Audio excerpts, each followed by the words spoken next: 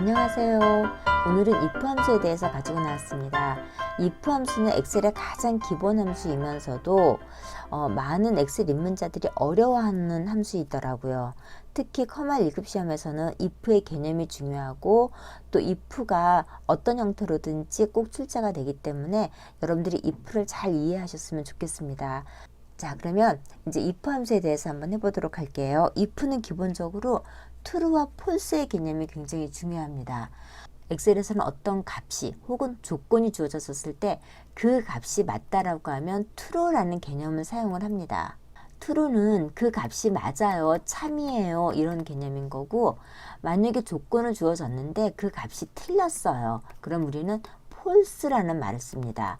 이 false는 아니에요, 틀렸어요, 거짓이에요 라는 의미로 여러분들이 받아들이시면 됩니다. 그러면 먼저 true와 false의 개념부터 먼저 잡고 시작하도록 할게요. 먼저 화면에 는이라고 입력을 하시고, 예를 들어서 숫자 5는 3보다 큽니다 라고 했어요. 그러면 숫자 5는 3보다 당연히 크죠. 그럼 이 결과값이 true라고 나와집니다. 이렇게 엑셀에서는 뭔가 문제를 제시했었을 때 맞으면 true라는 표현이 되고, 자, 이번에는 5가 3보다 작습니다 라고 이렇게 적었어요. 그러면 이 결과값은 당연히 틀린 거죠. 그랬었을 때 엔터를 치게 되면 아니에요, 이 값은 틀려요 라고 해서 false라고 나와집니다. 이렇게 뭔가 우리가 어떤 조건을 제시를 했었을 때 그 결과가 맞을 수도 있고 틀릴 수도 있는데, 맞다라는 의미를 엑셀에서는 true라고 이야기를 하고 틀렸었을 때는 false라고 이야기를 합니다. if문은 맞을 때는 어떤 값을 쓸까요? false일 때는 어떤 값을 쓸까요? 이걸 하나의 문장으로 만들어 놓은 게 if문이라고 보시면 됩니다. if 함수는 기본적으로 조건이 제시가 됩니다. 그 다음에 이 조건이 제시가 되었는데 이 조건이 맞아요, 결과값이. 그러면 이 결과값 자리에 있는 예를 적어주세요.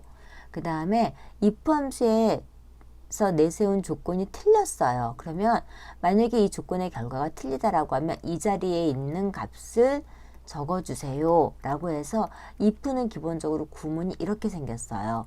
반드시 앞에 조건이 나와지고 이 조건의 결과가 맞았을 때 쓰는 true 값, 이 조건의 결과가 틀렸었을 때 적어주는 false 값이 이렇게 콤마로 구분이 돼서 표시가 됩니다.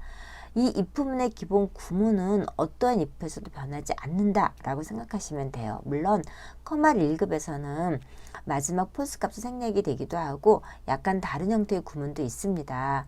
그렇지만 일반적인 if문에서는 이 구문은 절대 변하지 않는다. 특히 커말 2급에서는 이 구문의 범위를 벗어나는 문제는 나오지 않기 때문에 여러분들이 이 if문의 구분은 항상 기본으로 익혀두셨으면 좋겠습니다. 또한 if문의 특징이 하나 있습니다. if문은 앞에 조건이 제시가 되고 그 조건이 맞았었을 때와 그 조건이 틀렸었을 때의 값을 적는 거기 때문에 조건에는 반드시 비교 연산자가 들어갑니다. 자, 예를 들어서 if A는 B랑 같은가요? 같다라고 하면 true 값을 적어주시고 틀리다라고 하면 false 값을 적어주세요. 자, A가 B보다 큰가요? 혹은 A가 B 이상인가요? 아니면 A는 B보다 이하인가요? A 값은 B보다 미만인가요? 아니면 A는 B가 아닌가요? 이런 식으로 해서 이 조건에는 반드시 비교 연산자가 들어갑니다. 그래서 A와 B를 비교를 해서 이 비교 결과된 값이 맞으면 true, 틀리면 false 값을 적어주는 거죠. 그러면 실제 if 문제를 풀어보면서 이 내용을 좀 더 정확하게 이해해 보도록 하겠습니다. 영진닷컴 커말 기본서에 있는 문제를 가지고 좀 활용을 한번 해보도록 할게요. 자, 우선 요 사용 일수만 가지고 한번 해보도록 하겠습니다. 우선 문제를 자, 이렇게 좀 고쳤어요. 여기 있는 사용 일수가 10일 이상이면 휴가라고 할 거고, 그렇지 않으면 근무라고 하려고 합니다. 자, 그러면 if 문장을 항상 보실 때는 조건이 어디이고 true 값이 무엇인지를 확인하는 게 가장 중요해요. 이 문제에서 보시면은 사용 일수가 10일 이상이면 여기까지가 조건이 되겠죠. 그리고 이 조건에 부합이 되면 휴가라고 표시를 하고 조건이 맞지 않으면 근무라고 표시를 해주세요. 자, 이렇게 조건과 true 값과 false 값을 먼저 문제에서 고르시는 게 이 if문을 풀으시는 가장 큰 비결입니다. 대부분의 많으신 분들이 문제가 무조건 나오면 는 if부터 쓰고 그 다음에 조건 생각하고 true, false 이런 값 생각을 하시는데 그렇지가 않고 먼저 문제를 보시면은 어디까지가 조건이고 뭐가 true고 뭐가 false인지를 먼저 딱딱 찝을 낼 줄 아시면은 사실 if문은 그 구조에 맞추기만 하면 되거든요. 자, 그러면은 한번 풀어볼게요. 는 if 여기에 있는 값이 10일 이상이면 아까 제가 말씀드렸죠. 항상 조건은 비교 연산자가 들어간다고요. A의 값이 B랑 같거나 A의 값이 B보다 크거나 이런 식으로 항상 조건을 비교를 합니다. 자, 이 값이 D3에 있는 값이 10보다 크면 휴가라고 적어주세요 인데 저희가 수식에 들어가는 문자는 무조건 따옴표 하기로 했으니까 따옴표 하시고 휴가. 그리고 이 조건에 맞지 않으면 만약에 D3에 있는 값이 10보다 크질 않아요. 그러면은 여기다 근무라고 쓰세요.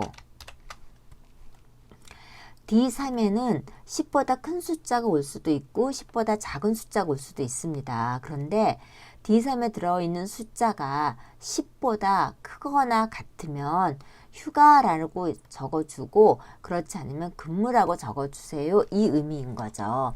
자, 엔터를 치시게 되면 자, 이 사람은 10보다 이 숫자가 더 크니까 휴가라고 나왔어요.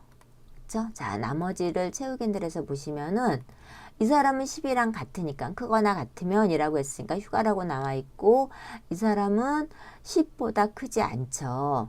8이 더 작죠. 그러니까 이 사람은 근무라고 나와졌습니다. 이렇게 제시된 조건에 맞을 때는 true 값을 적어주는 거고 제시된 조건에 맞지 않을 때는 이런 식으로 false 값을 적어줍니다.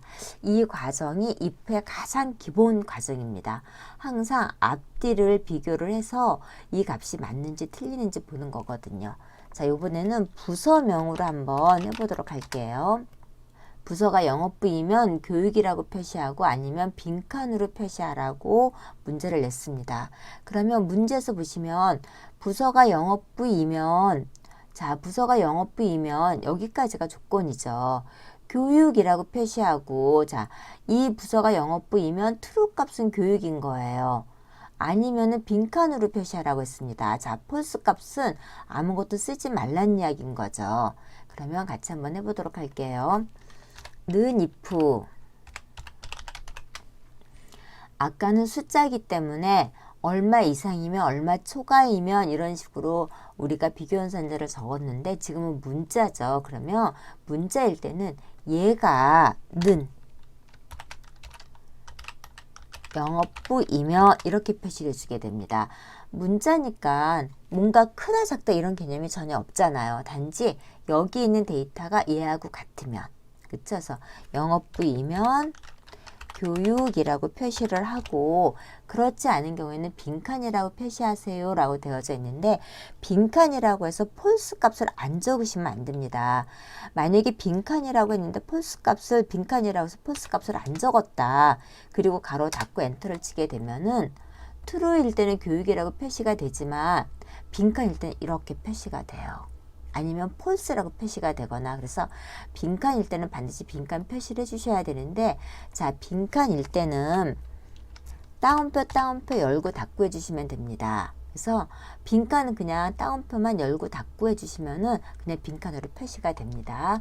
자, 엔터 치시고 다시 더블 클릭해서 보면은 이렇게 그러면 영업부 직원들만 교육이라고 표시가 되고 나머지 직원들은 빈칸으로 표시가 되는 거죠.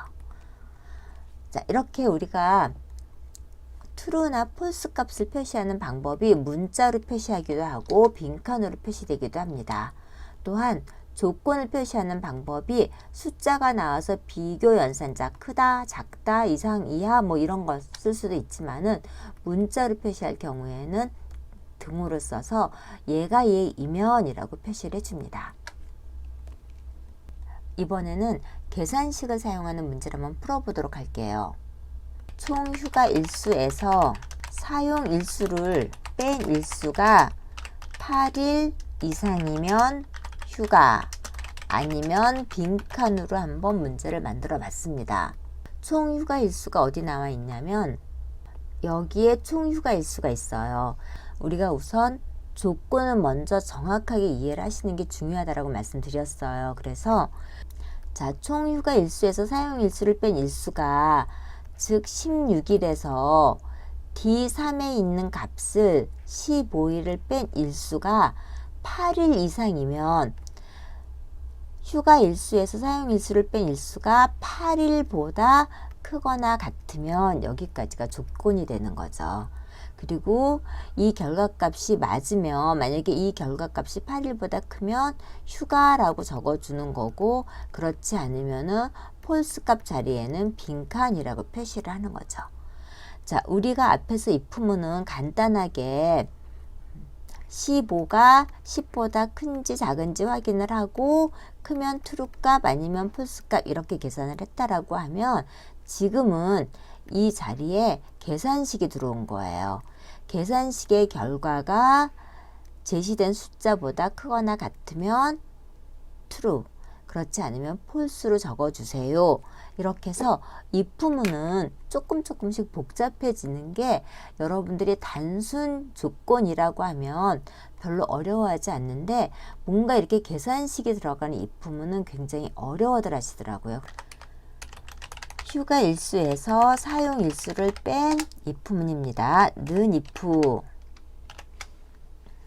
자, 이 날짜에서 이 날짜를 뺀 값이 그러면 16일에서 15일을 빼니까 5일이 남겠죠. 근데 이 결과값이 8보다 크면 그쵸? 그러면은 휴가라고 적어주세요. 아니면 빈칸으로 남겨주세요. 이렇게 문제가 이해가 되시면 될 거예요. 자, 엔터를 쳐서 보면 이 사람은 당연히 16에서 15일을 빼니까 8보다 클 수가 없죠. 그래서 이 사람은 분명히 빈칸일 겁니다. 자, 이거를 채우기 엔터를 해야 되는데 자, 여기서 보시면 요 휴가일수 이 1번에 있는 이 휴가일수는 드래그해도 이 셀 주소가 변하면 안 되겠죠. 그래서 이 1번은 F4 눌러서 이렇게 절대 참조로 묶어 놨습니다. 그러면 그 다음 것도 16일에서 10일을 빼면 이라고 이해가 되실 거예요. 자, 보시면은 자, 16일에서 10일을 빼니까 6일. 역시 8일이 넘지 않아서 빈칸인 거고요. 자, 이 사람은 16일에서 8일을 빼니까 8일이네요. 그래서 마찬가지로 이 사람은 true 값을 받아서 휴가라고 표시가 됩니다. 자, 이 사람도 16일에서 5일을 빼니까 11일이고 그 값이 8일보다 크니까 true 값 휴가라고 적었습니다. 자, 이렇게 if문에서는 조건에 단순하게 숫자만을 비교할 수도 있고 문자가 들어갈 수도 있고 이렇게 계산식이 들어갈 수도 있습니다. 그러면 이번에는 if문을 조금 더 어렵게 해서 함수가 들어가는 걸 한번 해보도록 할게요.